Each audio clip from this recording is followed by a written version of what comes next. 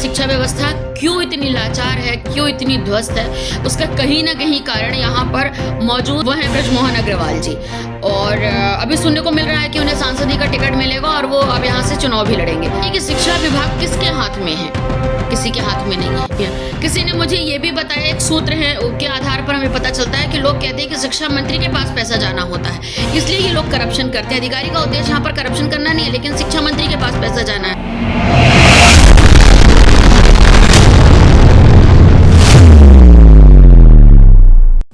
नमस्कार, आप देख रहे बुलंद छत्तीसगढ़ और मैं हूं आपके साथ वंशिका पांडे।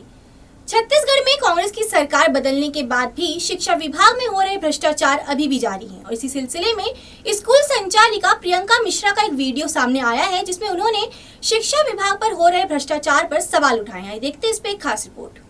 जय हिंद साथियों, मैं हूं प्रियंका मिश्रा। छत्तीसगढ़ की शिक्षा व्यवस्था क्यों इतनी लाचार है, क्यों इतनी ध्वस्त है, उसका कहीं ना कहीं कारण यहाँ पर मौजूद जो जिला शिक्षा अधिकारी है या अधिकारी वर्ग है वही है, और इसकी कोई सुध लेने वाला नहीं है। यहाँ पर आप कोई भी बात अगर अपनी बात को कहते हैं तो यहाँ कोई सुनने वाला नहीं है, समझने वाला नहीं है। और सबसे बड़ी बात है कि इस समय जो शिक्षा मंत्री हैं वो हैं ब्रजमोहन अग्रवाल जी, और अभी सुनने को मिल रहा है कि उन्हें सांसदी का टिकट मिलेगा और वो अब यहाँ से चुनाव भी लड़ेंगे। लेकिन आप बताइए कि शिक्षा विभाग किसके हाथ में है? किसी के हाथ में नहीं है। क्यों? क्योंकि यहाँ पर अक्सर उन लोगों को मान लिया जाता है कि उनके हाथ में है जो अधिकारी हैं, जिनका कोई शिक्षा से दूर दूर तक वास्ता नहीं है। आज आप देख पा रहे हैं ये क्या का लेटर है, जिला लिखा हुआ है कार्यालय जिला शिक्षा अधिकारी रायपुर छत्तीसगढ़। इसमें आप डेट देखिए क्या लिखा है, 26/2/2024। आपने देखा? अब आप बताइए, ये एक मान्यता का पेपर है।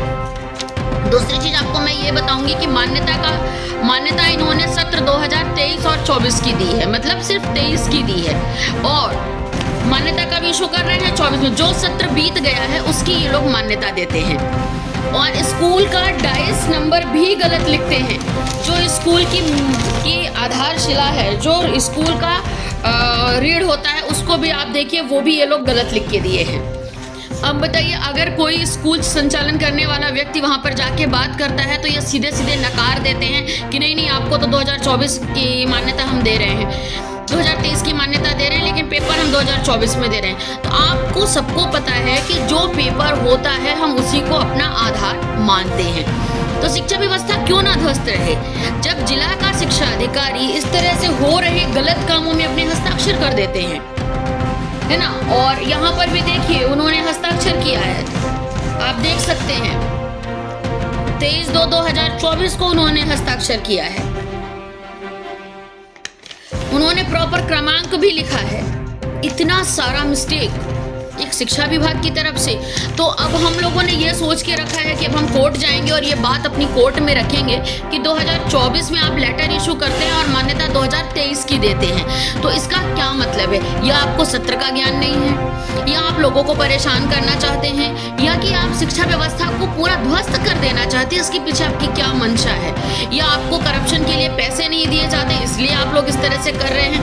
अभी एक जानकारी मेरे पास आई, लोगों ने मुझे बताया कि आपको क्या लगता है कि यहाँ पर जो ये सब चीज़ें चल रही हैं वो क्यों चल रही हैं? किसी ने मुझे ये भी बताया, एक सूत्र है के आधार पर हमें पता चलता है कि लोग कहते हैं कि शिक्षा मंत्री के पास पैसा जाना होता है, इसलिए ये लोग करप्शन करते हैं। अधिकारी का उद्देश्य यहाँ पर करप्शन करना नहीं है, लेकिन शिक्षा मंत्री के पास पैसा जाना है। और इस समय जो मौजूदा हालत में शिक्षा मंत्री हैं वो है ब्रजमोहन अग्रवाल जी। तो अब देखना है कि ये मामला कहाँ तक जाता है, लेकिन हम इसकी लड़ाई जरूर लड़ेंगे और हम लोगों को जागरूक करेंगे कि आप शिक्षा को दुरुस्त करिए। 2-2 कमरे में आप जो स्कूल संचालित करवा रहे हैं उनके ऊपर लगाम कब कसने वाले हैं? बिना मानक पूरक किए आप लोग मान्यता दे रहे हैं, क्यों दे रहे हैं? जांचकर्ता अधिकारी की रिपोर्ट कहती है कि हमने बिंदुवार लिख के दिया है कि स्कूल मान्यता देने योग्य नहीं है।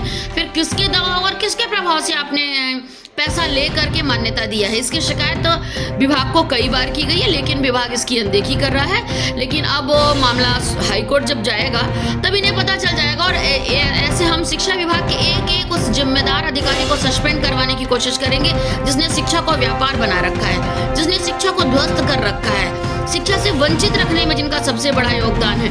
किस आधार पर आप ये सब कर रहे हैं? कौन है आपका सरदार जिसके कहने से आप लोग इतनी बड़ी बड़ी गलतियां कर रहे हैं? लेकिन अब ये गलती हम आपको नहीं करने देंगे, क्योंकि ये मामला हमारे राज्य के शिक्षा से जुड़ा है, और शिक्षा वो मजबूत कड़ी होती है कि एक बड़ी क्रांति ला देती है। शिक्षित आदमी ही सवाल कर सकता है, जो शिक्षा से वंचित है वो कैसे सवाल करेगा। और शायद नेता और अधिकारी यही चाहते हैं कि कोई उनसे सवाल ना करे, पर कोई बात नहीं, कोर्ट के दरवाजे सबके लिए खुले होते हैं और अब हम सब कोर्ट की ओर मूव करेंगे।